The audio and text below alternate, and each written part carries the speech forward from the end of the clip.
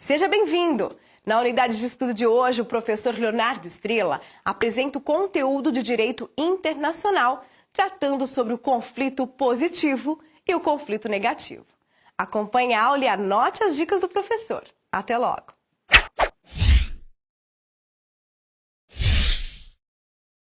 Vamos lá, moçada, voltando aqui para Direito Internacional Privado e agora falar de regras processuais. E, de cara, logo de início, quando se fala em processo, a gente já pergunta o seguinte: o que é imunidade de jurisdição? Existe imunidade? Quando que ela é aplicável? Ela é absoluta ou não é? Ou seja, basicamente o que a gente se pergunta é o seguinte: toda vez que eu falo de imunidade de jurisdição, o que se pergunta é: pode um Estado soberano, independente, autônomo, ele ser julgado pela justiça de um outro país? Por que se faz essa pergunta? Porque, a princípio, nós vimos em direito internacional público, eu tenho o quê? Como entidades, elas são o quê? Ambas soberanas, eu tenho a igualdade entre elas. Então, será que dois estados soberanos iguais entre si, eu posso ter a submissão de um ao tribunal, à justiça de outro? Olha, na verdade, durante longos anos, o direito internacional público, ele determinou que a imunidade de jurisdição ela é absoluta. Ou seja, não pode nunca um país ser julgado pelo tribunal de outro país. Só que ao longo dos anos, o próprio direito internacional percebeu o seguinte: olha, existem várias regras, fatos e atos internacionais de cunho eminentemente privatista. Então, será que nessas regras de cunho privatista, que não se relacionam à ideia de soberania do Estado, ele também terá jurisdição? Eu pego o seguinte exemplo: será que quando um governo estrangeiro contrata a consultoria de um indivíduo, ou será que quando o governo estrangeiro contrata um equipamento de uma empresa privada, ele tem imunidade de jurisdição?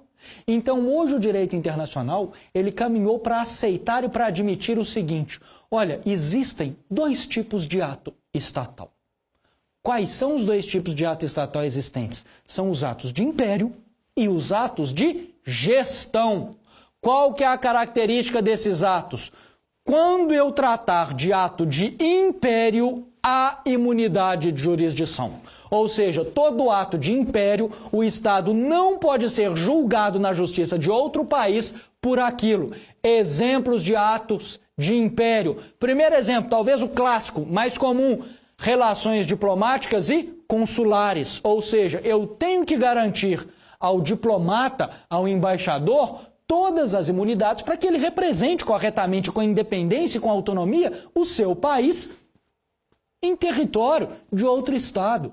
Então, além disso, embarcações militares. É lógico que isso é um ato de império.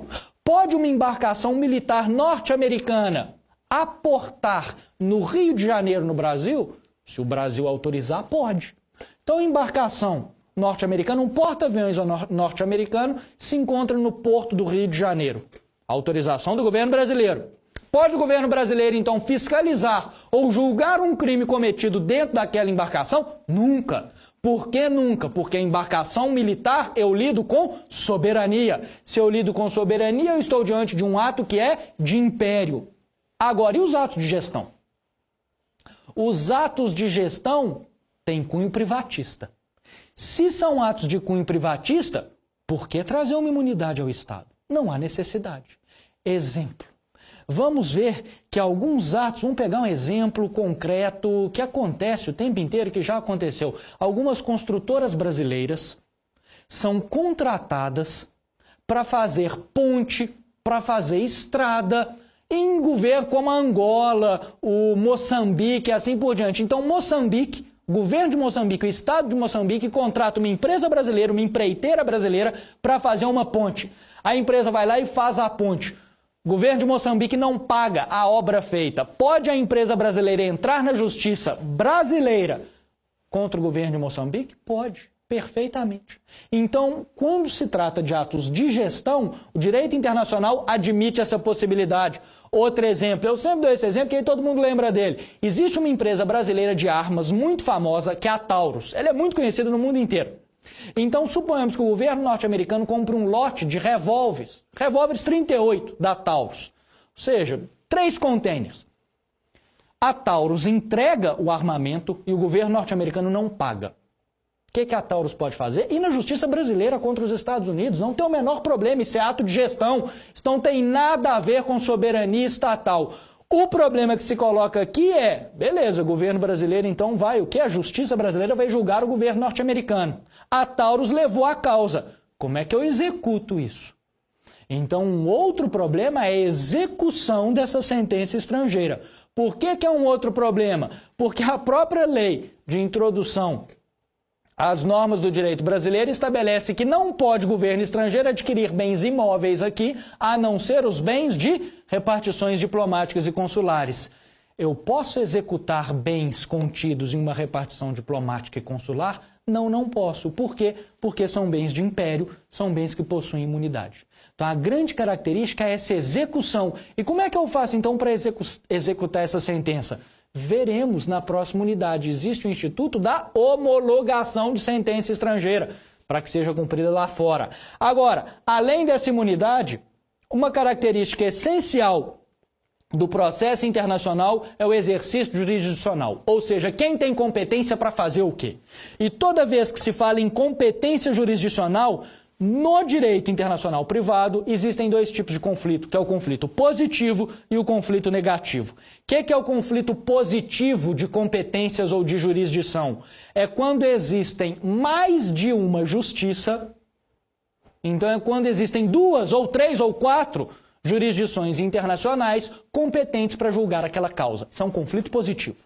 E o que é um conflito negativo? Raríssimo. Raríssimo, raríssimo. Conflito negativo é aquele em que uma causa com conexão internacional, nenhuma justiça é competente. Ah, mas isso pode acontecer no Brasil? Se o indivíduo tiver aqui domicílio, tiver relação com o Brasil, não pode, por causa do princípio do acesso jurisdicional da nossa Constituição. Agora, pode ser que a lei, eu tenho uma causa entre França e Itália. A legislação francesa diz o seguinte, é uma ação de divórcio. A legislação francesa diz, somente a justiça do país em que celebrou o casamento pode julgar o divórcio. Ah, o casamento foi celebrado na Itália. Aí o francês vai para a justiça italiana e a justiça italiana diz o seguinte, só a justiça do país de quem quer divorciar pode julgar aquela ação de divórcio. Ah, é a justiça francesa, ou seja, uma justiça mandou para outra e na verdade eu não tenho nenhuma justiça competente para aquele caso em questão. Raríssimo, raríssimo, raríssimo. Esse é o conflito negativo. Agora, o que é importante que vocês saibam em competência? Isso, para mim, é o essencial. Essa unidade se define a essa característica. Existem competências que são absolutas e existem competências que são relativas. Então, a competência absoluta também recebe o nome de competência exclusiva. Já a competência relativa também recebe o nome de competência concorrente. Isso é fundamental. Por quê? Porque eu tenho que analisar aí qual é o tipo de competência que o país possui. Se a competência é exclusiva, ele será competente para julgar aquela causa, afastando toda outra competência, todo outro país. Exemplo, numa competência absoluta, só um país é competente para decidir a causa. Já na competência concorrente, não. Na competência concorrente, às vezes o país é competente para julgar a causa, mas outro país também o é. Vamos pegar um exemplo de competência concorrente e ao longo de todas as unidades de processo internacional, nós trabalharemos com esse exemplo. Por quê? Porque é um exemplo que eu tenho absoluta certeza que todo mundo lembra dele, todo mundo já ouviu falar, porque é uma situação tão absurda que fica gravada na memória da gente. São 2 aviões que se chocaram no espaço aéreo. Não sei se vocês se lembram disso, deve ter uns 4, 5 anos ou até mais. É um acidente aéreo ocorrido com um avião da Gol, empresa brasileira, e com um avião da Legacy, empresa aérea norte-americana. Nesse caso, a Gol é uma empresa brasileira. Justiça brasileira é competente para decidir esse caso? Sim. Já a Legacy, uma empresa norte-americana, a justiça norte-americana é competente para conhecer desse caso? Sim, também. Então aqui o que eu quero que vocês guardem é o seguinte: toda vez que eu tenho uma competência concorrente, eu tenho duas ou mais jurisdições competentes para resolver aquela questão.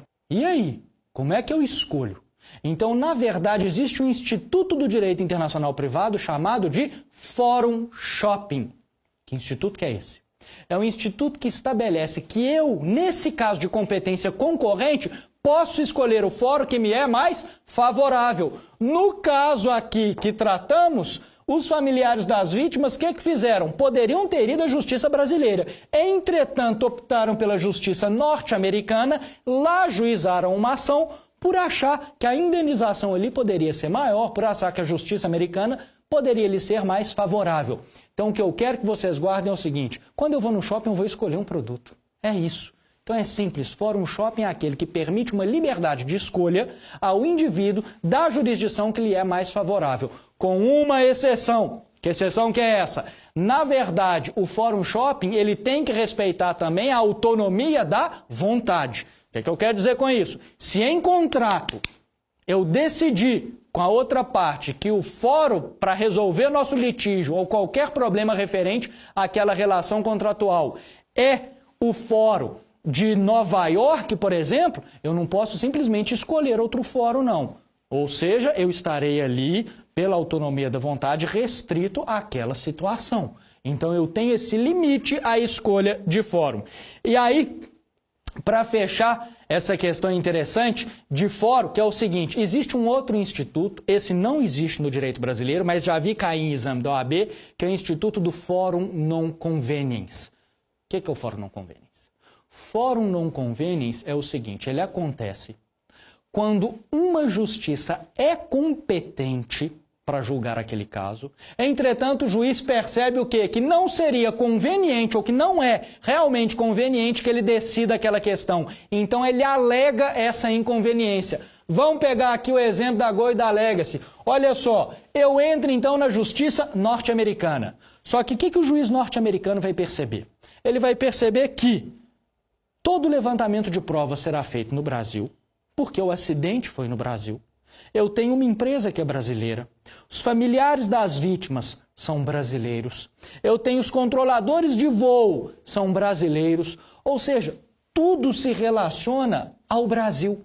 Então, será que é conveniente, tendo em vista facilidade para levantamento de provas e tendo em vista custas processuais, que o juiz norte-americano decida o caso? Não. Então, o que o juiz pode fazer?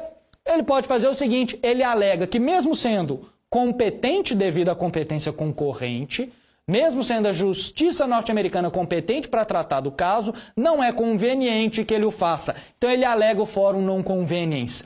O Fórum Non Conveniens existe em outros países, mas no Brasil isso não existe. Porque a nossa Constituição é muito clara ao estabelecer o princípio do acesso constitucional à jurisdição. Ou seja, todo mundo tem direito aqui e deve o juiz o quê? Fazer a prestação jurisdicional. Então nós não temos isso não. Vamos então passar por uma questão aqui para a gente fechar essa unidade. Voltando na próxima unidade, aí sim, já que eu falei de competências concorrentes e competências absolutas, vamos estudar depois na próxima unidade quais são essas competências e como que o Código de Processo Civil trabalha com elas. Olha só, um processo no Brasil, ajuizado por um paraguaio, tratava de controvérsia sobre um contrato celebrado no Uruguai. Então vamos prestar atenção. O processo foi ajuizado no Brasil, referente a uma controvérsia sobre um contrato que foi celebrado no Uruguai, entre ele e um brasileiro, no qual existia cláusula expressa de aplicação da lei mexicana. O juiz, então, consultou o sistema jurídico mexicano e verificou que tal país ratificou a Convenção Interamericana sobre o Direito Aplicável aos Contratos Internacionais, que admite a autonomia da vontade das partes. Ou seja, nós temos, então, lei mexicana, temos México, Uruguai e Brasil. Processo ajuizado no Brasil, de um contrato concluído no Uruguai, com autonomia da vontade de aplicação da lei mexicana. O que eu tenho que analisar, então? O que eu estou perguntando? E a questão pergunta o seguinte: com relação ao processo, É correto afirmar que será aplicada a lei processual? Qual será a lei processual aplicável, então? Lembrando que eu pergunto do processo. Onde que o processo foi ajuizado? O processo foi ajuizado no Brasil. Então não há dúvida. Será aplicada a lei brasileira local do processo. Letra A. Agora, só para a gente retomar aqui. Vamos voltar. Olha só. Um processo ajuizado por Paraguai tratava de controvérsia sobre contrato celebrado no Uruguai. Celebrado no Uruguai com cláusula expressa de aplicação da lei mexicana. E se a questão, ao invés de perguntar do processo, tivesse perguntando qual será o direito aplicável para resolver aquele contrato? Aí seria a lei mexicana, escolhida pelas partes pela autonomia da vontade. Vocês entenderam aqui? Então, na verdade, se atenham à pergunta. Nessa questão aqui, como eu perguntei sobre o processo, eu vou aplicar a lei do fórum, ou seja, a legislação brasileira.